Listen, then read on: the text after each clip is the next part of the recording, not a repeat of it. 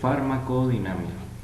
Luego de hablar todo este tiempo acerca de los diferentes procesos que se dan durante la farmacocinética, es hora de que hablemos qué sucede cuando nuestro fármaco al fin se encuentra con su receptor. Como nosotros recordamos, en capítulos previos nosotros hablamos de todas las fases que tenían que ver con la administración de la forma farmacéutica, la cual en relación a la vía que hemos decidido utilizar va a tener una fase administrativa, la cual al llegar al sitio de su disolución, en este caso estamos usando el ejemplo de la vía oral, este fármaco esta forma farmacéutica va a liberar a lo que sería el fármaco en la disolución o liberación de lo que sería el fármaco. Luego de lograr disolverse, va a absorberse el 100% de lo que llegue en relación a todos los posibles cambios que pudieron ocurrir en relación a la biodisponibilidad y demás, y va a llegar a lo que sería el hígado. Ya en el hígado, a través de las reacciones, ya sea fase 1 o fase 2, va a determinar si el fármaco accede o no a la circulación sistémica. Por lo tanto, el hígado determina, para el ejemplo de la vía oral, si el fármaco accede a la circulación sanguínea, y luego, cuando éste ya accede, lógicamente ya tiene la plena capacidad de viajar a lo largo de todo el organismo a través de esta especie de carretera para el fármaco como es el torrente sanguíneo. Luego de todos los cambios que pueden ocurrir, el fármaco va a tener pues su volumen de distribución variable en relación al modelo compartimental en el cual encuentra su receptor. Entonces, lógicamente, el fármaco ahí se distribuye. El fármaco, estando en la circulación sistémica, se puede encontrar con las proteínas plasmáticas y estas podrían llevarse consigo al fármaco o podrían pues simplemente no unirse a él, y el fármaco tendría la oportunidad de salir del espacio intravascular al extravascular. Cuando el fármaco, y si estamos hablando de un fármaco que actúa en un sistema bicompartimental o tricompartimental, el fármaco, luego de salir del torrente sanguíneo, se va a encontrar con su célula diana. Así se le llama la célula que contiene al receptor por el cual el fármaco se une y con el que logra generar los cambios de inhibición, estimulación, agrega a un efecto o un elemento carencial, etcétera, todas las acciones farmacológicas que ya hemos discutido en el pasado, y lógicamente va a acceder este fármaco a una porción específica del mismo, que como veremos a continuación es denominado receptor. Cuando nosotros hablamos del resultado de que el fármaco al fin encuentre a su célula diana y a su receptor como tal, debe haber un resultado que se espera, que se expecta y que a la vez es lo que justifica la administración del mismo. Se supone que nosotros administramos un fármaco bajo la premisa de que queremos lograr tratar, diagnosticar o prevenir alguna enfermedad o alguna situación clínica en particular. Por lo tanto, el resultado no puede ser más que el efecto. ¿Y qué hablamos nosotros o qué decimos nosotros que es el efecto? Es el resultado de la interacción del fármaco con el receptor que logra generar un cambio.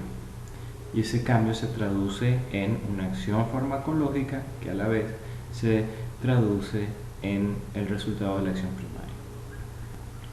Como podemos nosotros notar, la farmacodinámica es la rama de la farmacología que estudia los efectos bioquímicos y fisiológicos de los fármacos, así como sus mecanismos de acción. Dentro de sus objetivos se encuentran identificar a la acción primaria, reconocer los detalles de la reacción química entre la sustancia química y la célula y diferenciar la secuencia total entre las diferentes acciones y efectos. Hay dos conceptos que también debemos de siempre tomar en cuenta, que son la acción primaria y son el efecto farmacológico. Recuerden que la acción primaria es algo que nosotros no notamos Y el efecto farmacológico es algo que sí notamos. Por lo tanto, nosotros vamos a encontrar que la acción primaria es cómo el fármaco logra el resultado químico molecular que al final se traduce en un cambio, y que aunque nosotros no notamos esa acción a nivel molecular, sí podemos percibir el resultado de esa acción. Por lo tanto, la acción primaria no es cuantificable ni observable. En el ejemplo notamos cómo el sitio donde el acetaminofén va a lograr generar una disminución de la liberación de pirógenos endógenos es a nivel del sistema nervioso central, en una parte denominada como hipotálamo, donde se encuentra el centro termorregulador. El acetaminofén va a disminuir la cantidad de pirógenos y por lo tanto el resultado en este caso sería lo que nosotros denominamos el efecto farmacológico, los cuales sí son cuantificables y observables. En ese mismo ejemplo, el resultado de la disminución de los pirógenos endógenos no puede ser más que la regulación de la temperatura. El niño tenía fiebre, le administramos una dosis apropiada y segura, tomando el margen terapéutico del mismo, y el resultado es que al reducirse los pirógenos endógenos a nivel del sistema nervioso central, que al final los pirógenos endógenos pueden ser una situación de alerta liberados por algún trauma, alguna presencia de antígeno o alguna presencia de microorganismo, y que eso alerta generando un aumento de temperatura. Entonces nosotros administramos el acetaminofén, se reduce la cantidad de pirógenos endógenos, ya no llegan al sistema nervioso central dichos pirógenos, por lo tanto no se estimula el hipotálamo y el centro termorregulador sigue estable. La temperatura del paciente desciende a valores que deberían de ser los óptimos. Hay diferentes tipos de efectos de los fármacos y, como les he mencionado, vamos a manejar esto, vamos a cambiar de ciertas definiciones cuando lleguemos a un capítulo relacionado a las reacciones adversas medicamentosas, y eso es el efecto principal y es lo que define el por qué usamos un fármaco. Si el niño tenía fiebre, yo usaba acetaminofén porque el acetaminofén tiene un efecto, y el efecto que yo quiero en este niño es el efecto antitérmico. Y un efecto colateral podría ser algo que no requiero, pero que es algo inherente en el fármaco como tal, un efecto que yo no lo puedo separar. De tal manera, yo puedo tener efectos colaterales deseables, por ejemplo, algo que yo sí deseo obtener como bono adicional o como algún efecto adicional que sí lo estoy necesitando en mi paciente. En el mismo ejemplo del acetaminofén, el acetaminofén tiene efecto analgésico y antipirético. Si mi paciente, en este caso el niño, cursa también con dolor, entonces en este caso, si tenemos fiebre y dolor y el acetaminofén cubre con esos dos efectos, podríamos decir, si mi preocupación más importante es la fiebre, mi efecto o mi efecto antitérmico va a ser principal, y como elemento secundario sería el dolor, pues el efecto analgésico sería bastante oportuno en este caso. Algún efecto indeseable estaría dentro de la gama de todas las posibles, los posibles resultados que podría tener este fármaco, pero que ahí podría caber también lo que les digo acerca de las RAMS. ¿Qué son las RAMS? Son las reacciones adversas medicamentosas. Entonces yo podría tener un ejemplo totalmente diferente, y es el de la aspirina. La aspirina o ácido acetil salicílico es un analgésico, antiinflamatorio, antipirético o antitérmico, y también es un antiagregante plaquetario, así que tiene 4 efectos: analgesia, antitermia, antiinflamación y antiagregación plaquetaria. Si yo le realizo una extracción a un paciente, he de esperar sangrado, y como un principio dentro del uso de los AINES, porque la aspirina está dentro de esa categoría, está que eventualmente no debería de utilizar fármacos con efectos antiagregantes plaquetarios, porque si yo produje hemorragia, este fármaco no me va a contribuir a disminuir el sangrado en el paciente, siempre y cuando pues tengamos una herida abierta, que no hayamos suturado y no hayamos controlado la homeostasia. Ok, hacemos una extracción, fue traumática, voy a necesitar un efecto analgésico y un efecto antiinflamatorio, pero yo no quiero los efectos antiagregantes plaquetarios, pero es algo que no se puede separar dentro de los efectos de los fármacos. Esto no quita que yo podría utilizar un fármaco con diferentes efectos, suprimiendo algunos u otros. Veremos cómo logramos evitar algunos efectos de ciertos fármacos cuando no los deseamos. En el caso particular de la aspirina, no podríamos, para aprovechar el efecto analgésico o antiinflamatorio, suprimir el efecto antiagregante plaquetario. ¿Por qué? Porque el efecto antiagregante plaquetario se logra con la menor dosis posible. Para algunos autores citan lo que son los efectos tóxicos, y eso cabe con respecto esencialmente a cuando la dosis se incrementa y no se respeta el margen terapéutico. Nos pasamos del límite y el resultado es reconocer un sinnúmero de cambios. Sinnúmero de cambios que ustedes, mis estimados estudiantes, van a investigar. ¿Cuáles son las características clínicas que sufre un paciente gracias a la intoxicación por los fármacos? Muy bien. Entonces aquí tenemos el ejemplo del acetaminofén con el efecto principal colateral y tóxico, analgésico antipirético, un efecto colateral indeseable, en este caso sería la hipersensibilidad. Todos los fármacos tienen esa posibilidad inherente. Los efectos tóxicos cuando llegamos o sobrepasamos los 4 gramos, que hay necrosis hepática. El acetaminofén es un fármaco analgésico de intensidades de dolores leves como indicación principal, que es bastante seguro, pero no por ser bastante seguro no significa que no tenga alguna posibilidad de toxicidad. Así que ojo con el acetaminofén. Dosis alta pueden generar daño hepático. Para el caso de la aspirina, ya los habíamos dicho, efecto principal analgésico antipirético, también podríamos tener el antiinflamatorio, y un efecto colateral sería la antiagregación plaquetaria. La toxicidad la alcanzamos llegando cerca de por encima de los 5 gramos, ya a los 6 gramos ya hablamos de toxicidad, y si lo superamos, lógicamente esa posibilidad aumenta exponencialmente. El efecto de rebote, como se los había comentado, básicamente es, nosotros administramos un fármaco de forma constante, crónica, por un periodo de tiempo. Y durante ese periodo de tiempo, los receptores, que son una estructura molecular dentro de nuestra célula diana, responden tratando de volverse resistente a esa modificación o a esa transformación que genera el fármaco.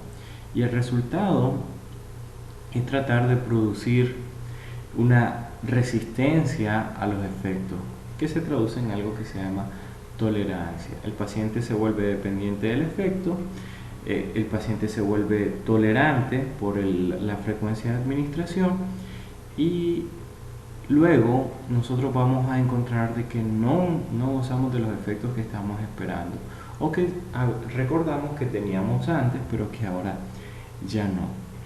Y si yo suprimo bruscamente el fármaco, yo voy a tener una intensificación de todos los síntomas que yo estoy tratando de controlar con eso. El ejemplo que planteo acá es los pacientes hipertensos, que cuando son tratados con algún fármaco, en este caso el enalapril, podríamos decir el ejemplo, el paciente utiliza este fármaco con frecuencia, abusa de su uso y llega a incrementar paulatinamente los dosis en proporción de si aparecen o no los efectos. Si los efectos a mayor dosis comienzan a notarse y los síntomas a disminuir, lógicamente el paciente va a tratar de incrementar la dosis con el fin de siempre obtener los efectos. El problema es que se está convirtiendo en tolerante a este fármaco.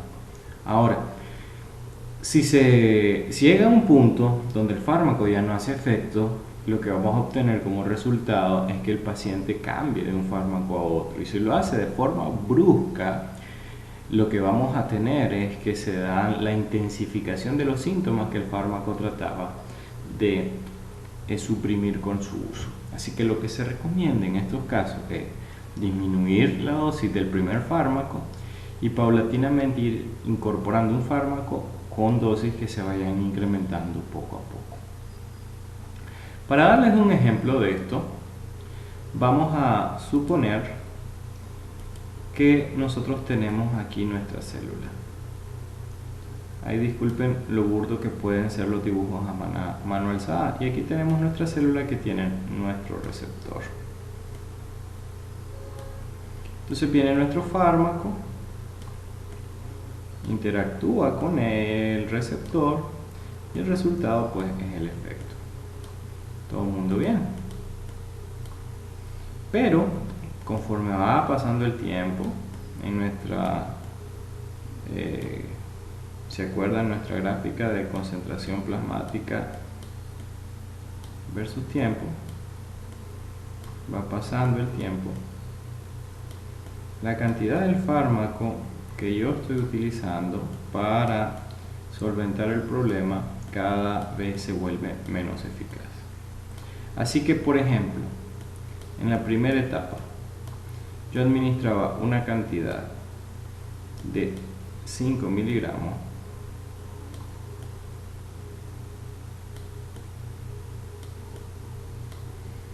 y ya en esta primera etapa. En la segunda etapa, yo ya necesito 10 miligramos para lograr los mismos efectos. ¿Por qué? Porque mi célula, al sentirse atacada por el fármaco, lo que hace es producir más receptores. ¿Por qué? Porque los receptores, que son estructuras propias de la célula, ellas están diseñadas para recibir en su receptor específico una sustancia endógena. Y esto que es el fármaco es una sustancia exógena.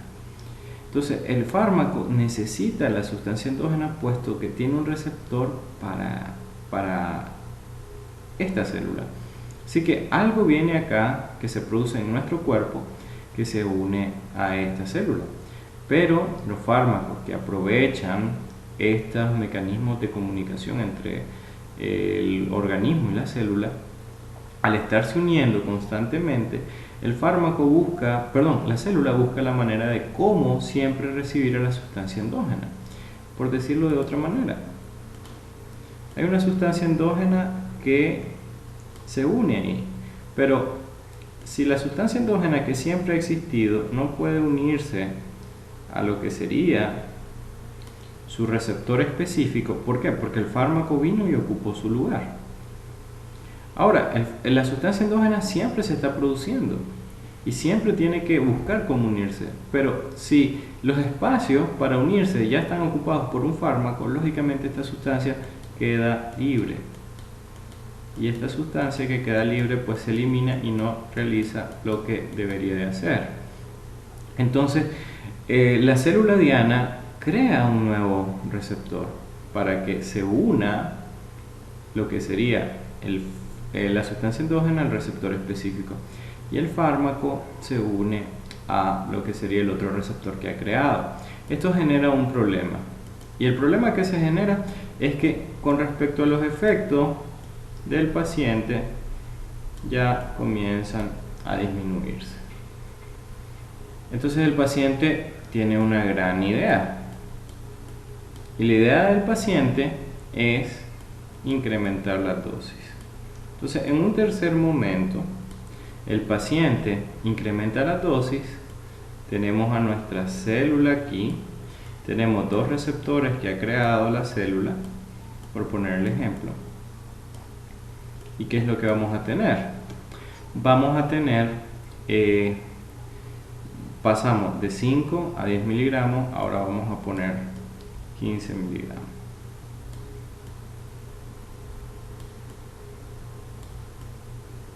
En estos 15 miligramos buscan cómo ocupar cada espacio de la célula en cuanto a su receptor para no darle lugar a la sustancia endógena de poder unirse.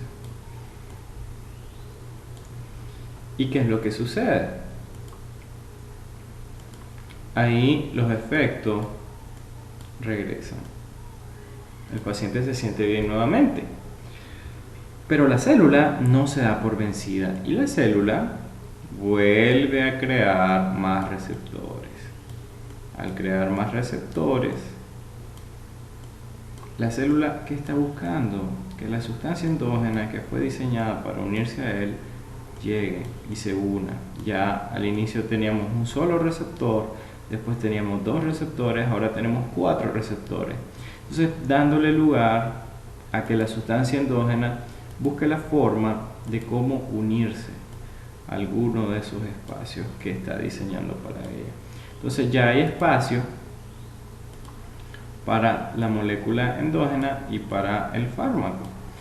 El problema es que cuando ya la célula produce más receptores, aunque se dé una dosis más alta, los efectos para el fármaco comienzan a desaparecer. Entonces el paciente vuelve a tener una idea y la idea en este caso es incrementar la concentración del fármaco. Pero eso lleva a un problema. Si nosotros tenemos lo que sería nuestra gráfica de concentración plasmática versus tiempo, nuestro paciente ha hecho esto: incrementar paulatinamente las dosis. Y si incrementa paulatinamente las dosis, lógicamente ustedes saben de que el paciente tiene que procurar usar un fármaco que esté dentro de lo que sería la concentración máxima efectiva y la concentración mínima efectiva. Y cuando nosotros estamos trabajando en esta parte de acá, nosotros usamos un fármaco seguro, pero cuando nosotros ya superamos ese límite, ya llegamos a algo tóxico. Entonces ahí el fármaco no es seguro. Entonces el paciente llega a un punto en que ya no percibe los efectos y otra vez sus problemas regresan. Así que lo que hay que hacer en este caso es utilizar al mismo fármaco que tenemos nuestra célula, que tiene múltiples receptores, para buscar cómo la sustancia endógena se una a ella, y tenemos que utilizar ahora 2 fármacos. Un fármaco nuevo que estimule de forma diferente a los receptores y un fármaco antiguo que trate de no generar una descompensación significativa. Entonces tenemos, por lo tanto, 3 actores. La sustancia endógena, que siempre va a estar presente, que va a buscar cómo unirse al receptor específico. Vamos a tener a un fármaco que se va a dar en una dosis menor, y vamos a tener que usar una tercera sustancia que sería un tercer fármaco. Entonces, ¿qué tenemos? Tenemos 2 fármacos que serían el que comenzamos a utilizar de inicio y el nuevo. Entonces, ¿cómo lo vamos a hacer? ¿Cómo vamos a hacer el procedimiento para evitar el efecto de rebote, que es que regresen los síntomas con mayor intensidad de lo que estaba antes? Lo que vamos a hacer es disminuir paulatinamente la concentración del fármaco y vamos a ir paulatinamente aumentando la concentración del nuevo fármaco, con el objetivo de que al final solo quede el fármaco nuevo y ya no utilicemos al fármaco anterior, para evitar que sea el efecto de rebote. Entonces lo que se busca es generar siempre lo que sería, si tengo una báscula, un equilibrio entre las dos sustancias al inicio para que luego la sustancia número 2 sustituya a la que estaba al inicio. Entonces, básicamente eso es lo que sería el efecto de rebote. Bien, los fármacos para ejercer su efecto tienen que llegar al sitio de acción. A eso le vamos a poner un asterisco ahí, porque hay fármacos que son una minoría, hay que aclarar, logran hacer su efecto sin llegar al sitio de acción. El sitio de acción es la parte del organismo, órgano, tejido o célula donde el fármaco actúa para ejercer su efecto, o por lo que decíamos la célula diana. El sitio de acción puede estar cerca o lejos del órgano efector. O sea, yo podría tener hipertensión arterial, pero yo controlo la frecuencia cardíaca y yo disminuyo la presión arterial. Entonces, mi problema es que la presión la tengo alta, dice el paciente. Disminuye la frecuencia cardíaca y la presión disminuye. Eso puede ser un ejemplo. Aquí tenemos otro. La morfina, que es un opiáceo, analgésico bastante potente, puede tener un sitio de acción que es a nivel ocular, que se logra gracias a una interacción con el sistema nervioso central. El resultado sería la miosis. Entonces el sitio de acción genera un resultado a nivel ocular. Ahora, cuando nosotros administramos la morfina, nosotros no obtenemos o no queremos generar un efecto ocular, sino que necesitamos generar analgesia. Ahora aquí tenemos otros ejemplos con respecto a dónde podrían estar los sitios de acción de los fármacos. Nosotros podemos decir de que el sitio de acción, por ejemplo, para los antibióticos, que es un tema fascinante, vamos a encontrar, por ejemplo, aquí tenemos dos familias, los nitroimidazoles y los betalactámicos. Estos actúan solamente a nivel de la pared de la bacteria, nada más, solo a nivel de la pared. Por lo tanto, ellos logran, porque son bactericidas, matar esta bacteria simplemente actuando a nivel de su pared. No necesitan afectar nada más dentro del interior de lo que sería la bacteria, sino que solamente su pared. Por lo tanto, ahí está su sitio de acción. Debe haber un receptor en la pared que permita generar que los betalactámicos maten a esta bacteria. Por otro lado, tenemos a los nitroimidazoles, cuyo sitio de acción se encuentra en el núcleo de la célula. Por lo tanto, en la pared no va a hacer nada, en algún órgano no va a hacer nada, simplemente va a ser a nivel nuclear. Entonces sí tenemos ejemplos donde fármacos, algunos actúan a nivel de la pared y otros actúan a nivel del núcleo. El resultado, aunque sean mecanismos de acción diferentes, siempre va a ser, en el mejor de los escenarios, la muerte del agente infectante. Ahora, cuando nosotros hablamos de farmacodinamia, hablamos de mecanismos de acción. Y el mecanismo de acción, básicamente, está mediado por dos tipos, que utilizan un receptor para lograrlo, la inmensa mayoría de los fármacos, y los no mediados por receptor. O sea, no necesitamos a los fármacos, no necesitamos a los receptores para lograr su efecto. Pero aquí surge una interesante duda. ¿Cómo un fármaco puede generar un cambio, una inhibición, una estimulación en una sustancia si no utiliza un mediador? Esa es una pregunta muy interesante que vamos a tratar de dilucidar un poco más adelante. Ok, ¿qué es el receptor? Y para eso he traído este ejemplo.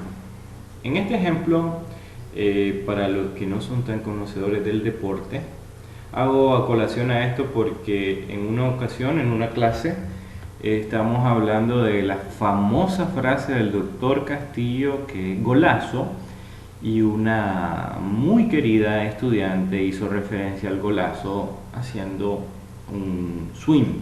Un swing es un movimiento que se hace en el bat en la jerga pues de béisbol. Bueno, esto estamos hablando de béisbol y como ustedes se pueden fijar, aquí tenemos un guante y aquí tenemos la pelota de béis. Entonces aquí lo que nosotros tenemos que tomar muy en cuenta es que este guante está diseñado para recibir a esta pelota. La pelota que es circular, que es convexa en todas sus dimensiones, y un guante que es como un embudo y que obviamente es cóncavo. Entonces hay una relación entre lo que es la pelota y el guante. Entonces el guante fue diseñado para recibir a la pelota. Así que esto podría traducirse en lo que sucede con los receptores. Los receptores es una parte de la célula que está dentro del cuerpo, que pertenece a nuestro organismo. Y la pelota puede ser el fármaco que viene del exterior. Ahora, este receptor que tienen las células están diseñados para sustancias que internamente se están produciendo y que le estimulan a ella. En este caso, el ejemplo del fármaco es una sustancia exógena. Las sustancias endógenas son las que se unen regularmente a este receptor. Ahora, lógicamente deben de haber particularidades en cuanto a características, formas y tamaños de lo que sería la sustancia. Este receptor puede recibir a esta bola. Puede también recibir a otra pelota, como puede ser una de tenis. Puede recibir a otra pelota análoga como la del softball, por ejemplo. Pero lo que no puede recibir es una pelota de fútbol, por ejemplo. ¿Por qué? Porque lógicamente este guante no fue diseñado para recepcionar una pelota de fútbol. Ahora, ¿por qué? Porque es muy grande, porque es demasiado convexa, obviamente esta concavidad no permite recibirla, entonces tienen que haber algunos elementos particulares para que la interacción entre la sustancia y el receptor puedan darse. Lógicamente, si usamos un ladrillo, tampoco está diseñado como para lo que sería la recepción de la sustancia, pues en este caso el ladrillo. Lo bueno es que nuestro jugador pues está utilizando su protección. Saliendo de eso, nosotros debemos de tener muy en cuenta que existen propiedades y características de los fármacos y los receptores que se deben de tomar muy en cuenta. Deben de haber coincidencias entre las propiedades de los fármacos con los receptores para lograr con ello el resultado que nosotros queremos, que es el efecto. Entonces hay características particulares y hay características generales que van a tener los receptores y que van a justificar que se usen o no en determinada situación. Entonces hay que recordar 4 propiedades de los receptores que vamos a discutir ya un poco más adelante. En la introducción a farmacología hablamos de los grandes precursores de lo que era esta ciencia y hablábamos del señor Langley. El señor Langley fue uno de los primeros que aportó acerca de la teoría de los receptores y fue uno de los padres de la farmacodinamia, pues obviamente sus aportes fueron mejorados significativamente con la labor del señor se me fue ahorita, Clark, el señor Clark, puesto que usamos el teorema de que lleva su nombre. Bien, este señor comenzó sus estudios acerca de cómo el tabaco, la hoja de tabaco hacía que se modificara el comportamiento de los trabajadores en las zonas de corte y en los plantillos de tabaco, y él descubrió de que había alguna sustancia que lograba estimular a los trabajadores que cambiara su actitud. Y entonces él introdujo 2 conceptos como la sustancia la sustancia que estimulaba y la sustancia que recepcionaba. La sustancia que estimulaba estaba fuera de nuestro cuerpo y la que recepcionaba pues estaba dentro. Entonces, la definición sencilla de receptor es cualquier componente macromolecular funcional del organismo con el cual interactúa el fármaco, modificando la velocidad con la cual ocurre cualquier función corporal. o bien regulando funciones fisiológicas intrínsecas. Las células tienen receptores que permiten comunicarse con el exterior mediante la unión del ligando, que sería la sustancia, con el receptor. Entonces, como les había dicho, los fármacos aprovechan que existen esos mecanismos de comunicación o de interacción entre ellos para lograr unirse de forma reversible y con ello generar pues lo que nosotros denominamos el efecto, que es el resultado, lo que justifica la administración del fármaco como tal. La configuración del receptor es tan específica que solo permite adherirse al fármaco con el cual encaja perfectamente, como el ejemplo que tenemos acá. O sea, la sustancia tiene un receptor que tiene características muy particulares y solo se puede unir si se llenan o se unen esas características. Por ejemplo, en este otro caso, fíjense cómo sin esta sustancia la forma es diferente y no le permite unir, sino es que hasta la sustancia alostérica se une, ya logra configurar la enzima de una forma tal que se puede unir. Esto es bien importante porque permite definir lo que sería la especificidad y la selectividad que pueden tener ciertas sustancias con respecto a otras. Los receptores básicamente pueden tener características agonistas y antagonistas. Y aunque aquí, y quiero destacarlo muy bien porque muchas veces se genera esta duda, los receptores que reciben antagonistas, aquí se lee sin efectos, mediadores endógenos bloqueados. Yo siempre parto de una pregunta en esta parte y es, ok, fármaco agonista, fármacos antagonistas. Los fármacos agonistas son aquellos que generan un cambio intrínseco, o sea, generan una modificación en el comportamiento de la célula, de donde él se unió. Pero el antagonista se une al receptor, pero impide que sustancias endógenas se unan. No genera cambio, solo hace las veces de un bloqueo de lo que sería el receptor para que estas sustancias no se unan y generen un cambio. Tomando en cuenta eso, ¿cómo pueden ser cuál de estos dos, si tenemos un fármaco agonista, tenemos un fármaco antagonista, la pregunta es ¿cuál genera efecto? Y el resultado tiene que ser, tanto este señor como este señor. Los dos producen efecto de forma distinta. Estos generan un cambio, estos no generan un cambio. Pero los dos generan un resultado que se traduce en efecto, aunque sea de formas muy diferentes. Entonces aquí tenemos los clásicos mecanismos que son los mediados por receptores. Y como pueden notar acá, este mecanismo es el que predomina en la mayoría de los fármacos que se emplean en odontología. Entonces, partimos del hecho de que un receptor es un componente macromolecular con el cual interactúa el fármaco para producir su efecto. Ahí tenemos un fármaco y un receptor. La unión de estos señores entre sí permiten un resultado que es el efecto. El analgésico se une al canal dependiente de voltaje en la bicapa lipídica de una membrana celular de una neurona. El AN se une a las prostaglandinas y tromboxanos de las células que queremos bloquear, y los beta-lactámicos pues a nivel de la pared bacteriana. Entonces estos serían los fármacos y cada uno de ellos tiene su receptor específico para recibir a cada uno de estas formas de fármaco diferentes. Entonces ellos se unen a cada uno de sus receptores y el resultado pues es el efecto. Eso es lo que nosotros entenderíamos por un mecanismo mediado por receptor. Hay fármacos y hay sitios específicos donde se unen, pero seguimos con la duda.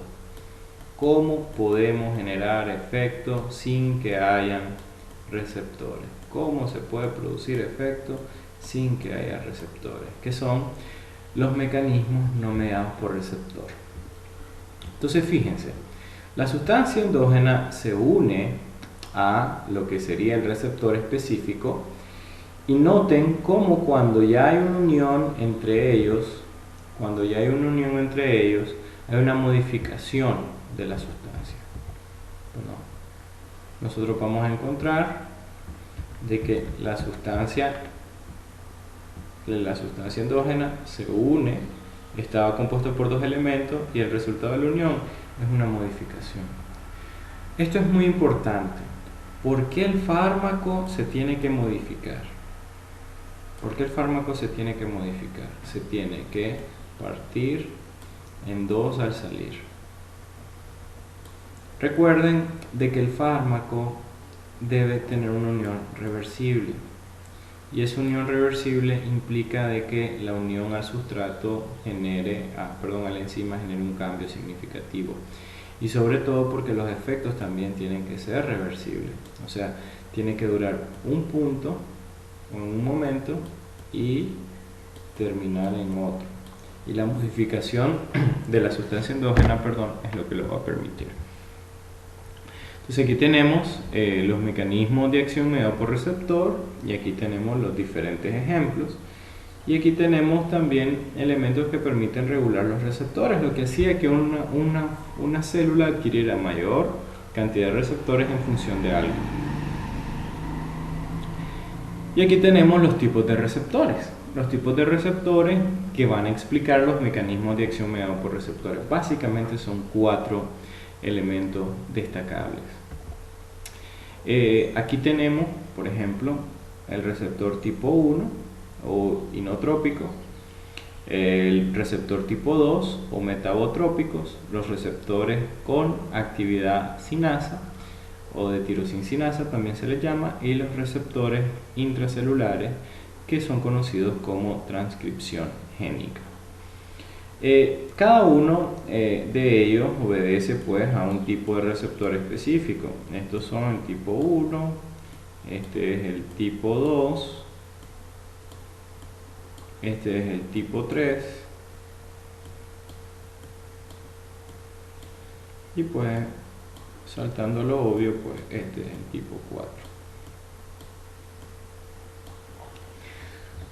En el tipo 1, el receptor tipo 1, tenemos siempre a nuestra sustancia endógena que se une a una porción del canal proteico de la membrana celular y el resultado de eso es un cambio de configuración del canal. La unión al ligando permite que el canal se abra o se cierra, generando con eso pues la entrada o la salida o el bloqueo de sustancias desde el líquido extracelular al líquido intracelular o del LEC al LIC. Entonces, la unión abre o cierra el canal según pues si es una estimulación, si es una inhibición, y se puede hiperpolarizar o se puede depolarizar lo que sería la membrana. Y eso trae como resultado efectos celulares. Está actuando aquí como un agonista. Si lo abre y lo cierra, o lo cierra porque estaba abierto, entonces funciona como un agonista. Ok, es uno de los receptores más sencillos. Solo se une a una porción que puede estar dentro o fuera del líquido extracelular, y el resultado de su unión pues permite abrir o cerrar el canal según sea el fármaco. Los fármacos, el tipo de fármaco, definen por ejemplo, cuáles se abren y cuáles no se abren. Por ejemplo, la benzodiazepina hiperpolarizan la membrana y los anestésicos locales depolarizan la membrana. Así que las benzodiazepinas abren canales y los anestésicos locales cierran canales. Ok, en cuanto a los receptores metabotrópicos, también son conocidos como complejos de proteína G. Un mecanismo de acción un mecanismo de comunicación celular que ustedes ya vieron en bioquímica. Es un proceso ciertamente complejo, por lo que utiliza hasta 6 grupos de proteínas en la generación o en la producción de una sustancia endógena. Entonces, por ejemplo, viene el fármaco ese fármaco genera un cambio en algún ligando que genera una interacción, o sea, estimula la unión a un sinnúmero de cambios en el LIC en el que cuales se gasta energía y se producen sustancias intermedias, y es la sustancia intermedia que se produce gracias a la estimulación que ha hecho el fármaco desde fuera, que permite generar una serie de reacciones químicas que logran como resultado el efecto. En otras palabras, para ponérselo de forma sencilla, lo que hacen los receptores metabotrópicos es jugar como si nosotros colocáramos una hilera de fichas de dominó en fila y siguiendo un recorrido predeterminado. Si yo boto una de las fichas, obviamente todas las demás fichas van a ir cayendo hasta que se caiga la última. Entonces es el efecto dominó. Estimula un sitio, eso estimula otra sustancia, eso produce otra sustancia, la vez otra, la cual es esa sustancia la que permite generar un sinnúmero de cambios dentro de la célula para al final producir los efectos celulares. En cuanto a los receptores tirosincinasa o de actividad sinasa, lo que nosotros vamos a encontrar es que hay un ligando, que en este caso es el fármaco, que está unido a un mecanismo a una especie, no es una proteína, sino que simplemente es como un receptor que se encuentra a ambos lados, que de líquido extracelular e intracelular, que al unirse genera la formación de una sustancia, y eso permite a través de un sinnúmero de reacciones producir un cambio celular. Entonces esto estimula la producción de una sustancia y al final se da el efecto celular. Se parece mucho al receptor de proteína G o receptor tipo 2, pero la diferencia está en que no requiere tantos intermediarios. Aunque claro, no se confundan o no lleguen a pensar de que quizás esta sea un mecanismo más rápido, aunque este implica la participación de varias sustancias. La rapidez con la que se da es de segundos. El problema para este es que se tiene que formar una sustancia y eso requiere tiempo. Entonces, aunque solo utilice a esta sustancia o a este receptor o a este receptor, lo que nosotros vamos a tener que esperar es un tiempo para que la sustancia se produzca. Otro receptor que también es que invierte bastante tiempo para lograr sus efectos celulares es el tipo 4. Es uno de los receptores cuya sustancia endógena tiene que atravesar a lo largo de toda la célula hasta llegar al núcleo, y es en el núcleo donde reprograma la actividad o la acción que se produce a ese nivel. Con esto lo que nosotros hacemos es una reprogramación del comportamiento de ciertas funciones celulares con el fin de producir algún gen que produce proteínas o que sintetiza más ciertas sustancias y no otras, y el resultado al final son los efectos celulares.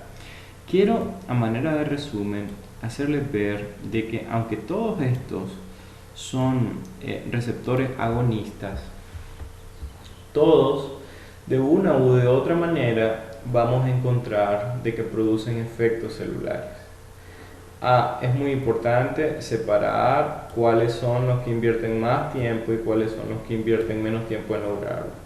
El más rápido es el receptor tipo 1, uno de los más lentos serían el 3 y el 4. Y pues por decirlo así, para ponerlo en segundo lugar en cuanto a rapidez, vamos a tener lo de las proteínas G. Las proteínas G utilizan un sinnúmero de intermediarios, pero logran una respuesta rápida. El tipo 3 utiliza pocos intermediarios, pero produce una sustancia que eso implica tiempo. Y la reprogramación del comportamiento de la célula a través de modificación o la incorporación de modificación de genes en el receptor tipo 4, pues también requiere lo que sería la inversión de Entonces, estos son básicamente los tipos de receptores que ustedes tendrían que destacar con mayor fidelidad. Recuerden, aunque todos estos son agonistas, también encontramos los receptores antagonistas que también producen efecto. Pero su efecto lo producen porque impiden que la sustancia endógena se una al receptor. Muy bien. Muy bien. Continuando con lo que serían las características de los receptores, básicamente las características de los receptores son 4: especificidad, saturabilidad, selectividad y sensibilidad.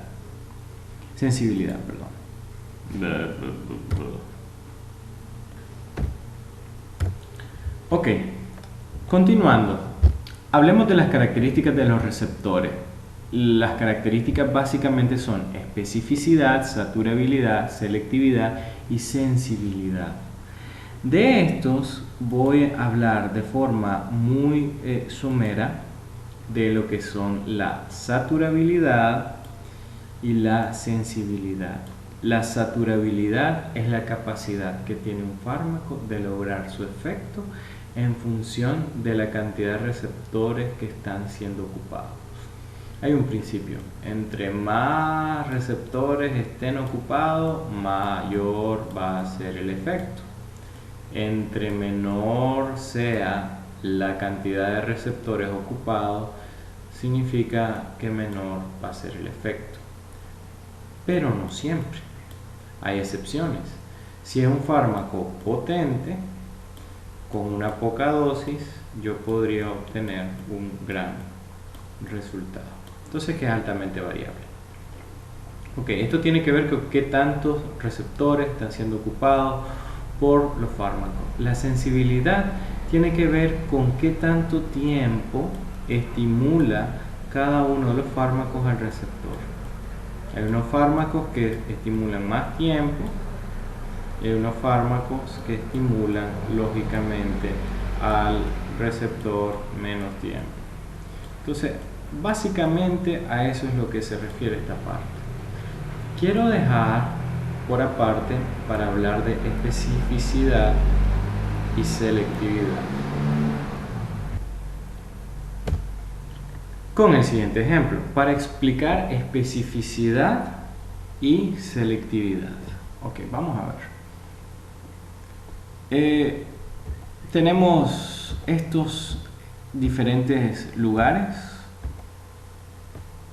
esas marcas con sus lugares para realizar diferentes actividades según fue diseñado cada uno. Y vamos a poner que en nuestra situación este tipo, al que le vamos a poner un nombre arbitrario, qué sé yo, Eric. El tipo tiene hambre y el tipo anda buscando un lugar para comer. Primero vamos a partir de ahí. Tiene hambre y anda buscando un lugar para comer. Si cada una de estas marcas fuera un receptor, el aspecto de la especificidad tendría que involucrar todos los lugares donde se puede ir a comer. Se puede ir a comer a Pizza Hut, se puede ir a comer a Pizza Valenti, se puede ir a comer a Italianissimo, se puede ir a comer a Burger King, se puede ir a comer a McDonald's, pero no se puede ir a comer a Kenneth Cole. Así que significa que según la especificidad, este no cumple la característica, porque este tipo lo que tiene es hambre. Entonces todos estos lugares son específicos para ir a comer. Pero él tiene en mente que lo que desea es comer algo italiano, ya sea pizza o pasta italiana. Entonces Pizza Hut, quizás no tanto. Burger King, definitivamente no. Valenti, quizás sí. McDonald's, definitivamente no. Ok, entonces las opciones quedan acá. ¿Cuál de estos lugares tendría, por decir así, la especificidad o la selectividad específica para indicarnos que se vende comida italiana o puedo encontrar comida italiana ahí? Entonces, Este tipo tenía hambre, buscó los lugares donde podía ir a comer, descartó cuáles eran los lugares donde no venden comida italiana y ahora él es selectivo. No va a comer cualquier pizza, va a comerse una pizza italiana. Y por lo tanto, el sitio que le ofrece esa característica es este, dentro de nuestra lista. Así que tanto Pizza Hut como Valentis no le ofrecen esas características. Entonces, este, este fármaco se ubicó en lo que sería la opción específica de comer y selectiva de el tipo de comida. Entonces, así también son los fármacos. Los fármacos pueden ser específicos para ciertos tejidos y son selectivos para las características diferenciales de cada uno de esos tejidos. Vamos a traducirlo de otra manera o con otro ejemplo. Si yo tengo una fibra nerviosa, esa fibra nerviosa cuenta con fibras que están en medio, a los lados y completamente en la periferia. Entonces estas son fibras A, estas son fibras B y fibra C. Cuando nosotros utilizamos o empleamos un anestésico local, lo que nosotros estamos tratando de bloquear es a una fibra en específico o es a todas. A todas, ¿no? Queremos bloquearlas a todas. Así que el anestésico local, ¿cómo es? Es específico y es selectivo, específico y selectivo, es solo específico y no selectivo. ¿O cómo? ¿Cómo es el anestésico local? Con el anestésico local nosotros perdemos todas las sensibilidades, así que el señor es específico porque afecta solo fibras nerviosas, no afecta músculo, no afecta tejido adiposo, no afecta tejido pancreático, no afecta tejido epitelial, sino que el tipo específico de tejido al que afecta es el nervioso. Ahora, es selectivo, o sea que solo afecta a una fibra y a otras no, tampoco. Es específico y no selectivo, porque afecta a todas las fibras sin igual. Entonces la especificidad tiene que ver con qué tipo de tejido afecta.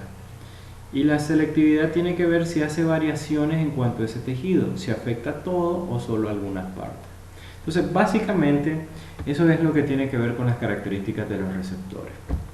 Así que espero que con estas explicaciones hayan quedado bastante claro de la parte farmacodinámica y que va a ser muy útil para poder entender muchos factores relacionados a los mecanismos de acción y poder sobre todo discutir acerca del teorema de Clark, que tiene que ver con una de las propiedades de los receptores, que es su capacidad de saturación.